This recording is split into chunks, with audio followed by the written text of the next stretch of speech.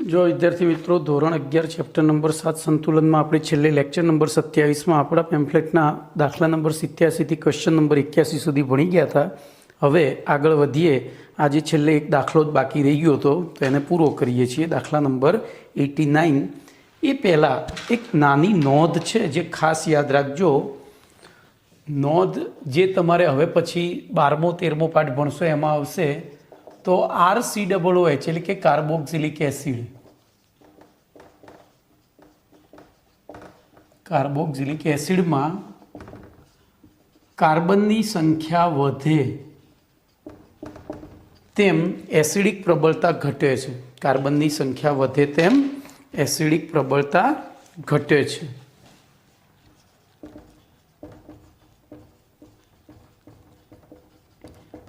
અને RNH2 જે amine સંયોજનો છે, બરાબર, એમાઇન સંયોજનોમાં કાર્બનની સંખ્યા વધે તેમ બેઝિક પ્રબળતા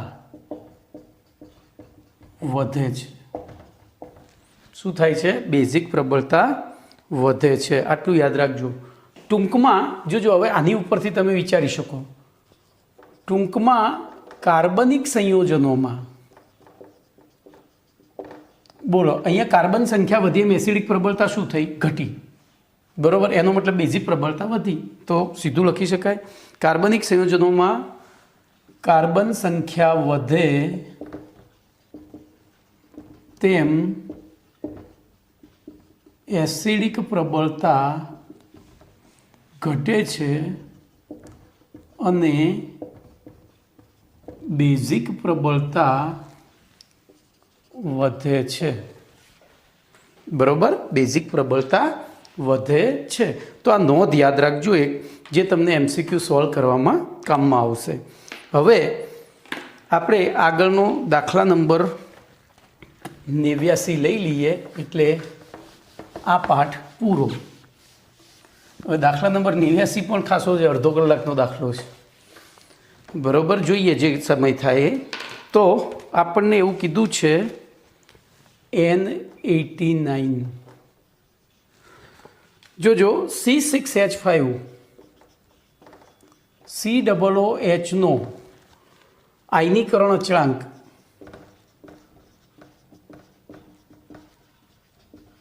એને અહીંયા આ એસિડ છે જોજો, અને એના આયનીકરણ અચળાંકને Ka કહેવાય અને એનું મૂલ્ય આપ્યું છે 6.46 ગુણ્યા 10⁻⁵, બરોબર। અને C6H5COOH નો દ્રાવ્યતા ગુણાકાર એટલે કે KSP એ આપણને આપ્યો છે 2.5 ગુણ્યા 10⁻13 હોય તો શુદ્ધ પાણીમાં C6H5COOH ની દ્રાવ્યતા અને 3.19 pH ધરાવતા બફર દ્રાવણમાં C6H5COOH ની દ્રાવ્યતા, આ બે શોધવાનું છે।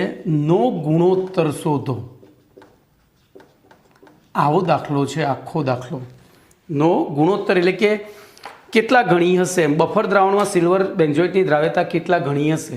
આના કરતાં દ્રાવ્યતા કરતાં હું આ રીતે લખી દઉં 3.19 pH ધરાવતા બફર દ્રાવણમાં ની દ્રાવ્યતા કેટલા ગણી હશે, આપણે આટલું નક્કી કરવાનું છે। ચલો શું કરીશું આ દાખલામાં વિચારો તો ધ મોસ્ટ અઘરો દાખલો છે। તો આપણે સૌથી પહેલાં શુદ્ધ પાણીમાં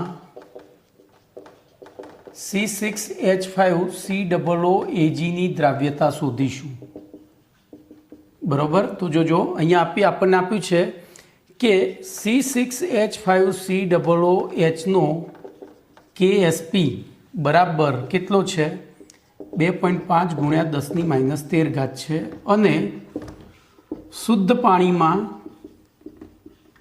તેનું નીચે પ્રમાણે આયનીકરણ થાય છે। જોજો એનું આયનીકરણ આ રીતે થાય C6H5COOH સોલિડ અને અહીંયા C6H5COO minus aqueous plus H plus અહીંયા AG આવશે મારી ભૂલ છે। તો AG સોલિડ અહીંયા AG પ્લસ એક્વિયસ અને તેથી KSP બરાબર શું થશે C6H5COO માઇનસની સાંદ્રતા ઇન્ટુ AG પ્લસની સાંદ્રતા। હવે જો શુદ્ધ પાણીમાં C6H5COO AGની દ્રાવ્યતા બરાબર X મોલર હોય તો જોજો આ X મોલર હોય તો શું થશે આ X મોલર હોય તો આ પ્રબળ વિદ્યુત વિભાજ્ય છે એટલે આ પણ X મોલર આ પણ X મોલર થશે બરોબર। તો શું થશે તો દ્રાવણમાં C6H5COO માઇનસ બરાબર AG પ્લસ બરાબર S મોલર થાય। અહીંયા આપણે S મોલર ધારીશું Xની જગ્યાએ સોલ્યુબિલિટી છે ને એટલે બરાબર S મોલર ધારીશું સરળતા ખાતર બરાબર। અને તેથી બોલો તેથી KSP બરાબર શું થશે S² ઇમ્પ્લાઇઝ S બરાબર તો √ KSP ઇમ્પ્લાઇઝ S બરાબર હવે જોજો આપણે S આપણી પાસે KSP કેટલો છે તો 2.5 ગુણ્યા 10⁻13 અને તેથી S બરાબર બોલો 25 ગુણ્યા 10⁻14 કરું ઇમ્પ્લાઇઝ S બરાબર 5 ગુણ્યા 10⁻7 મોલર થાય। આમ શુદ્ધ પાણીમાં C6H5COO AGની દ્રાવ્યતા બોલો આપણે દ્રાવ્યતા ધારી હતી ને એમ અહીંયા S મોલર કમ્પ્લીટ તો દ્રાવ્યતા કેટલી થઈ 5 ગુણ્યા 10⁻7 મોલર એટલે આપણો આ પહેલો જવાબ આવ્યો 5 ગુણ્યા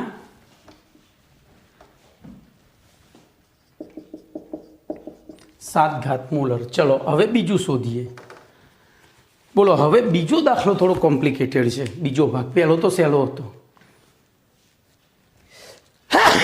બોલો અહીંયા બફર દ્રાવણની pH બરાબર -log(h) બરાબર 3.19 છે તેથી log of H પ્લસ બરાબર -3.19 ઇમ્પ્લાઇઝ H પ્લસ બરાબર એન્ટીલોગ -3.19 અને તેથી બોલો H પ્લસ બરાબર એન્ટીલોગ હવે કૌંસની અંદર આપણે લઈએ તો -3 -1 + 1 -0.19 બરાબર H પ્લસ બરાબર ઇમ્પ્લાઇઝ કરું છું એન્ટીલોગ બોલો 4 બાર ઇન્ટુ 81 થશે ઇમ્પ્લાઇઝ એન્ટીલોગ અહીંયા લખું છું તેથી H પ્લસ બરાબર એન્ટીલોગ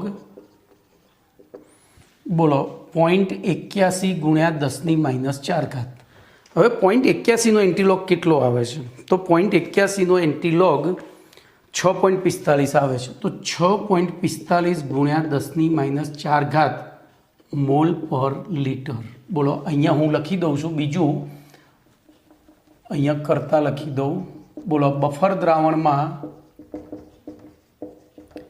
H પ્લસની સાંદ્રતા બરાબર 6.45 ગુણ્યા 10⁻4 મોલર આપણને મળી છે બરાબર। હવે ધ્યાન રાખજો, આખો દાખલો હવે પાછો ભૂસીને જગ્યા કરીને ગણવો પડશે.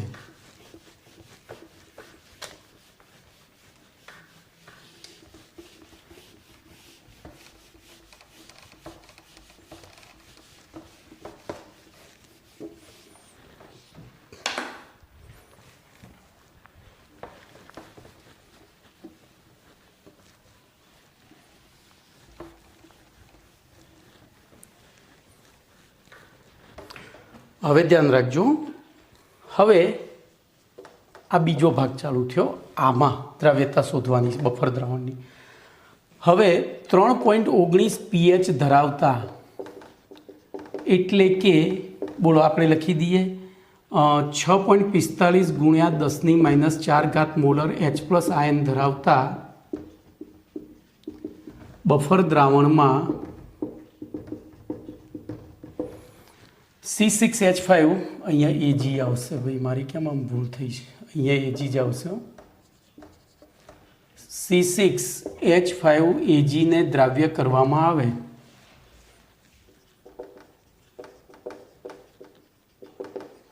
ત્યારે બોલો શું થશે? તો C6H5 COOAG હો, COOAG. તો COOAG સંતુલન, કારણ કે તો અલ્પદ્રાવક ક્ષાર છે, તો C6H5COO માઇનસ એક્વિયસ વત્તા Ag પ્લસ એક્વિયસ પ્રક્રિયા દ્વારા ઉત્પન્ન થતા C6H5COO માઇનસ એક્વિયસ આયનો સાથે બફર દ્રાવણમાંનો H+ આયન નીચે પ્રમાણે પ્રક્રિયા કરી, નીચે પ્રમાણે આપણે આયન સાથે આપણે આવું જ લખીએ, આયન સાથે. તો હવે કઈ પ્રક્રિયા? તો C6H5COO માઇનસ એક્વિયસ વત્તા H+ aqueous gives C6H5COOH liquid, અહીંયા એક્વિયસ પ્રક્રિયા કરી C6H5COOH બનાવે છે. તેમ છતાં અહીં બફર દ્રાવણ હોવાના લીધે H+ ની સાંદ્રતા કેટલી અચળ રહે છે? બોલો, જે આપણે હતી એના 6.45 ગુણ્યા 10⁻⁴ મોલર અચળ રહે છે. આથી જોજો, હવે આથી બોલો C6H5COOH નો Ka બરાબર શું લખાય? તો એ વખતે ઊંધી પ્રક્રિયા વિચારવી પડે. કેમ? તો એનું આયનીકરણ છે. આ તો આ બે જોડે ના બન્યું, પણ આપણે એનો Ka આપ્યો છે એટલે આપણે ઊંધી પ્રક્રિયા વિચારીએ તો Ka બરાબર શું થશે? તો C6H5COO માઇનસની સાંદ્રતા ઇન્ટુ H+ની સાંદ્રતા અપોન બોલો C6H5COOHની સાંદ્રતા થાય. થાય કે ના થાય? કમ્પ્લીટ. અને તેથી હવે જોજો, ઇમ્પ્લાઇઝ, હું આ H+ ને અહીંયા રહેવા દઉં, Ka નીચે લાવું, તો H+ ની સાંદ્રતા અપોન Ka બરાબર શું થશે? તો આ ઉપર જશે ને પેલું નીચે આવશે. જોઈ લો, આ બાજુ જતું રહ્યું, Ka નીચે આવે તો આ ઉપર જાય. તો C6H5COOHની સાંદ્રતા અપોન C6H5COO માઇનસની સાંદ્રતા. પરંતુ આપણી પાસે આ બે વસ્તુઓ છે, H+ ની સાંદ્રતા છે જ, પરંતુ આથી બફર દ્રાવણમાં, ધ્યાન અહીંયા રાખજો, આથી બફર દ્રાવણમાં બોલો C6H5COOHની સાંદ્રતા અપોન C6H5COO માઇનસની સાંદ્રતા બરાબર બોલો H+ની સાંદ્રતા 10⁻⁴ મોલર અને કે કેટલો છે તો 6.46 × 10⁻5 મોલર. આ બે સંખ્યાઓ લગભગ સરખી છે, ઉડાડી દઈએ તો બરાબર 10 થાય છે. બોલો, ખબર પડી? આટલે સુધી ખબર પડી કે નહીં? કારણ કે મારે બધું અટકીને લખવું પડશે તો તમને. તો બોલો, અહીંયા બીજી એક વસ્તુ શું લખું?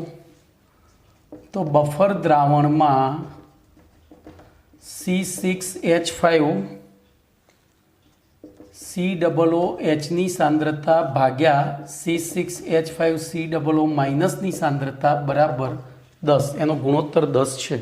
બોલો, આટલે સુધી તો આપણે લખ્યું. હવે ધ્યાન રાખજો,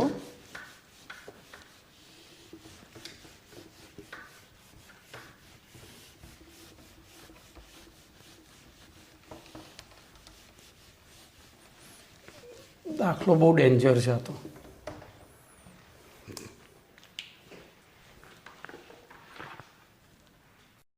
તો જો હવે આપણને બફર દ્રાવણમાં આ સાંદ્રતા મળી ગઈ. હવે શું કરીશું? તો ધારો કે બફર દ્રાવણમાં C6H5COOAgની દ્રાવ્યતા x મોલર હોય તો, મોલર એટલે મોલ પ્રતિ લિટર હોય તો, હવે જોજો શું થશે. તો બફર દ્રાવણમાં થતી પ્રક્રિયા, બફર દ્રાવણમાં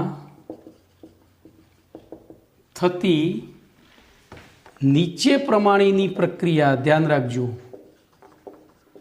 શું પ્રક્રિયા થાય છે? તો હું અહીંયા સીધી જ લખીશ.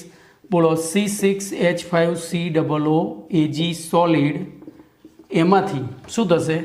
સંતુલન સાથે C6H5COO માઇનસ એક્વિયસ વત્તા Ag પ્લસ એક્વિયસ. બરાબર. પ્રક્રિયા અનુસાર બોલો, દ્રાવણમાં C6H5COO માઇનસની સાંદ્રતા બરાબર Ag પ્લસની સાંદ્રતા બરાબર x મોલર થાય છે. કેમ?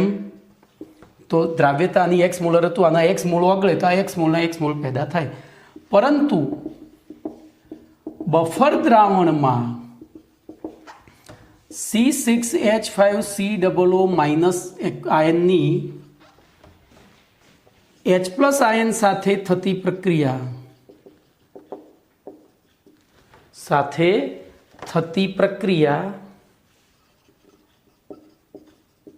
કઈ પ્રક્રિયા? તો C6H5COO minus plus H plus gives C6H5COOH અનુસાર.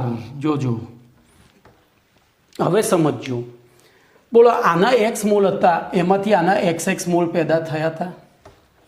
તો એ સાંદ્રતા x મોલર હોવી જોઈએ. પરંતુ આ x મોલરમાંથી ધારો કે અહીંયા y મોલર શેની સાથે સંયોજાય છે? તો અહીંયાથી y મોલર અહીંયા H પ્લસ સાથે સંયોજાયો.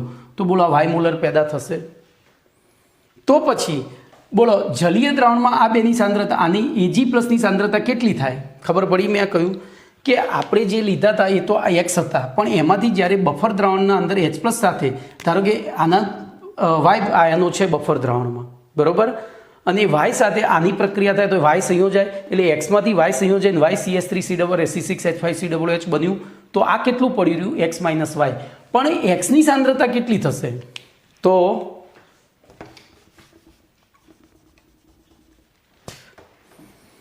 અનુસાર અહીં Ag પ્લસ આયનની સાંદ્રતા એ દ્રાવણમાં હાજર, બોલો, કોની સાંદ્રતાના સરવાળા બરાબર થશે? તો C6H5COO માઇનસ અને C6H5COOHની સાંદ્રતાના સરવાળા બરાબર થાય છે. તેથી બોલો, Ag પ્લસની સાંદ્રતા બરાબર C6H5COO માઇનસની સાંદ્રતા વત્તા C6H5COOHની સાંદ્રતા. અને તેથી હવે આપણી પાસે સંબંધ છે. બોલો, C6H5COOHની સાંદ્રતા આને આ બાજુ લઈ જઈએ તો શું થઈ જાય? તો C6H5COO માઇનસની સાંદ્રતા વત્તા 10C6H5COO માઇનસની સાંદ્રતા થાય. આને આ બાદ લઈ ગયા એટલે અહીંયા એ કિંમત મૂકી અને તેથી Ag પ્લસ બરાબર શું થયું? X બરાબર 11C6H5COO માઇનસની સાંદ્રતા બરાબર ઇમ્પ્લાઇઝ બોલો C6H5COO માઇનસની સાંદ્રતા બરાબર શું થયું? તો x ભાગ્યા 11. બોલો આને હું હાલ ખાલી સ્ટાર કરું છું. હવે બફર દ્રાવણમાં C6H5COO Ag નો KSP બરાબર શું થાય? તો C6H5COO માઇનસની સાંદ્રતા ઇન્ટુ Ag પ્લસની સાંદ્રતા બરાબર આપણને KSP આપેલો જ છે 2.5 ગુણ્યા 10⁻13 છે. અને તેથી બોલો હવે આ કિંમતો મૂકીએ. આની જગ્યાએ શું મુકાશે? x/11 અને આની જગ્યાએ x છે એ તો છે જ અહીંયા. તો x/11 ગુણ્યા x બરાબર 2.5 ગુણ્યા 10⁻13 ઇમ્પ્લાઇઝ બોલો x² બરાબર 11 ગુણ્યા 2.5 ગુણ્યા 10⁻13 ઇમ્પ્લાઇઝ x² બરાબર તો 27.5 થશે. 27.5 ગુણ્યા 10⁻13 ઇમ્પ્લાઇઝ બોલો x² બરાબર 275 ગુણ્યા 10⁻14 થાય આપણે રાઉન્ડ ઓફ કરવા માટે. અને તેથી x બરાબર વર્ગમૂળમાં 275 ગુણ્યા 10⁻7. કેમ? તો પહેલાંનું 14નું વર્ગમૂળ 7 થઈ ગયું. હવે 275નું વર્ગમૂળ શોધીએ તો 16 પોઈન્ટ ઇમ્પ્લાઇઝ x બરાબર 16.58 ગુણ્યા 10⁻7 ઇમ્પ્લાઇઝ 1.658 ગુણ્યા 10⁻6 મોલર થાય છે. આ શું થઈ? બફર દ્રાવણમાં આપણે ધારીતી એ સાંદ્રતા x આવી ગયો ને, તો હું અહીંયા લખી દઉં 1.658 ગુણ્યા 10⁻6. અને તેથી બોલો શુદ્ધ પાણી કરતાં બફર દ્રાવણમાં દ્રાવ્યતા કેટલા ગણી હશે? એટલે આપણે શું કરવું પડે? તો બફરમાં દ્રાવ્યતા ભાગ્યા શુદ્ધ પાણીમાં દ્રાવ્યતા. તો આ બેનો ભાગાકાર કરીએ. બોલો બફરમાં દ્રાવણ 1.658 ગુણ્યા 10⁻6 ભાગ્યા બોલો પાણીમાં દ્રાવ્યતા કેટલી હતી? આપણે શોધેલી છે 5 ગુણ્યા 10⁻7. તો આ ભાગાકાર કરો તમે તો ધ્યાન અહીંયા 1.658 ભાગ્યા 5 એટલે 3.33 ગુણ્યા આ 10 છેદમાં છે માઇનસ, ઉપર જશે તો પ્લસ, તો 1 થાય ઇમ્પ્લાઇઝ 3.3 આન્સર. તો આમ છેલ્લે લખાય કે શુદ્ધ પાણી કરતાં બફર દ્રાવણમાં C6H5COO Agની દ્રાવ્યતા 3.3 ગણી હોય છે. 3.3 ગણી હોય છે. તો અહીંયા તમારું ચેપ્ટર નંબર 7 પૂરું થયું.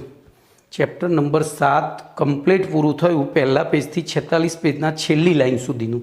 ઓકે, હવે કાલથી નવું લેક્ચર નવું ચેપ્ટર ચાલુ કરીશું. ઓકે.